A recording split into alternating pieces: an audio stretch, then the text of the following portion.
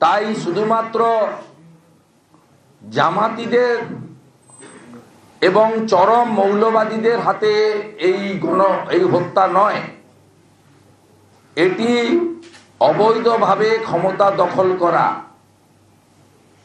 মোল্লা ইউনুস তথা সুদখোর ইউনুসের নির্লজ্জ সরকারের একটি প্রকৃষ্ট নির্লজ্জতার উদাহরণ। অবশ্যই গোটা পৃথিবীর হিন্দুরা গত 3 দিন ধরে ব্যাপকভাবে এর প্রতিবাদ করছেন।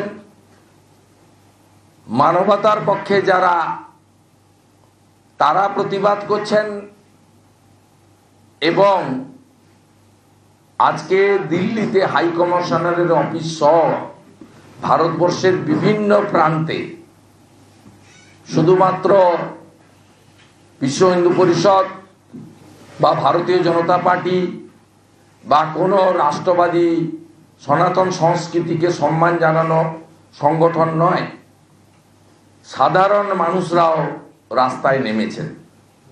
গতকাল আমি নিজে দেখেছি 2 ঘন্টার আহ্বানে হাজারে হাজারে মানুষ কাল কিভাবে আমাদের সাথে হেঁটেছেন। আমি নিজের চোখে দেখেছি, বাস থেকে, হলুদ ট্যাক্সি থেকে, অটো থেকে,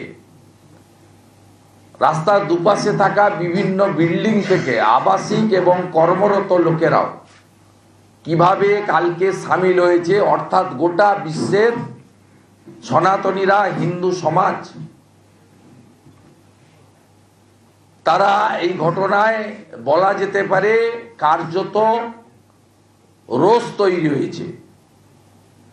বদলা চাইছে সবাই, এর শেষ দেখতে চাইছে। আজকের পশ্চিমবঙ্গে কলকাতা পুলিশের এই লাঠি চালনার মধ্য দিয়ে মমতা বন্দ্যোপাধ্যায় আর মোল্লা ইউনুসের মধ্যে কোনো পার্থক্য নেই, এটাই প্রমাণিত হলো। ওপারের হিন্দুরাও বাঙালি হিন্দু, আর আজকে যাদের 3 জনকে আটকেছে, 10 জনকে মেরেছে, 3 জনের মাথা ফাটিয়েছে, একজন মহিলা ভমিটিং করছেন, তাকে এমার্জেন্সি শিফট করছি, আমরা ক্লোজ মনিটরিং করছি, যত ভালো জায়গায় নিয়ে যাওয়া সম্ভব নিয়ে গিয়ে চিকিৎসা করাবো, বাঁচানোর চেষ্টা করব। এই বর্বরচিত হামলার মধ্য দিয়ে এই সরকার শুধু হিন্দু বিরোধী সরকার নয়,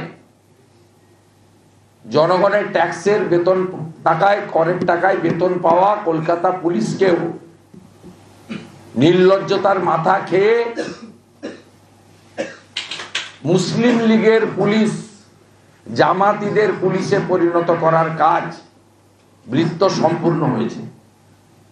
আমরা গতকাল আমার উপস্থিতিতে হওয়া কর্মসূচির পরে পরে আমি পুলিশের টুইট, এক্স হ্যান্ডেলে তাদের পোস্ট, তাদের লিখিত বিবৃতি এবং বিভিন্ন সংবাদ মাধ্যম, ইলেকট্রনিক্স মিডিয়া পোর্টালকে দিয়ে তাদের স্পিচগুলো শুনছিলাম। তাতে মনে হয়েছে মমতা বন্দ্যোপাধ্যায় হিন্দুদের এই তীব্র প্রতিবাদ এবং ক্ষোভে তিনি আতঙ্কিত।